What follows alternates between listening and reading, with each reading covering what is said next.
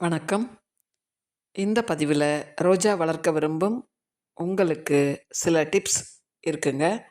இதை நீங்கள் ஃபாலோ பண்ணிங்கனாலே உங்கள் வீட்டில் அழகழகான ரோஜாக்கள் பூத்துரும்.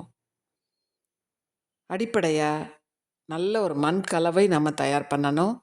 இருகலான மண் கலவையில் வேர் அதிகமாக போக வழி இருக்காது.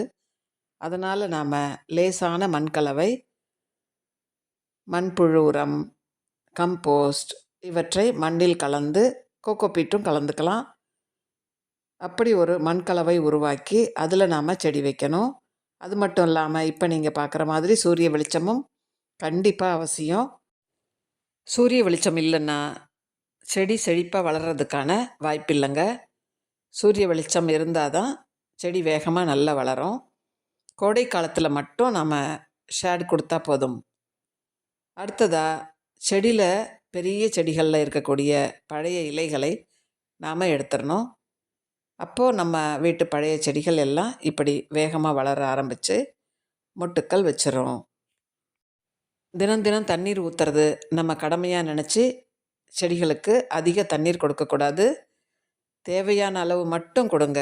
மேல் பகுதி லேசாக வறட்சி ஆன பிறகு நீங்கள் தண்ணீர் கொடுத்தால் போதுமானது. சீசனை பொறுத்து நம்ம தண்ணி கொடுக்கறத அதனுடைய அளவை, செடியின் அளவை பொறுத்தும் நம்ம தண்ணி கொடுக்கணும். அது ரொம்ப ரொம்ப முக்கியங்க.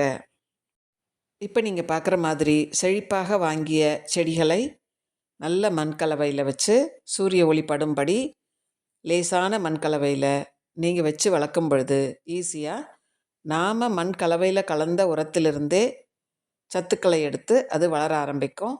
அப்புறம் தளிர்கள் வந்த பிறகு நாம் படிப்படியாக உரங்களை வச்சுக்கலாம். இப்போ பாருங்கள், இது ட்ரீ ரோஸ் எவ்வளோ உயரம் போயிருக்கு பாருங்கள். இப்படியே நம்ம வீட்லேயும் ஒரு நல்ல பராமரிப்பில் நமக்கு செடிகள் பூத்துரும்.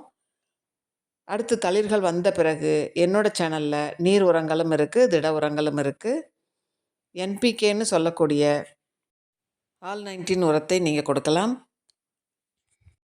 மண்புழு உரம், கடலை பிண்ணாக்கு கரைசல் இவற்றை நல்ல தளிர்கள் வந்த பிறகு வாரம் ஒன்றை மாற்றி மாற்றி கொடுங்க. இந்த வகையில் நீங்கள் உங்கள் பராமரிப்பை செய்தீர்களானால் உங்கள் வீட்டிலும் இது போன்ற பூக்களை பார்க்கலாம். தேங்க்யூ.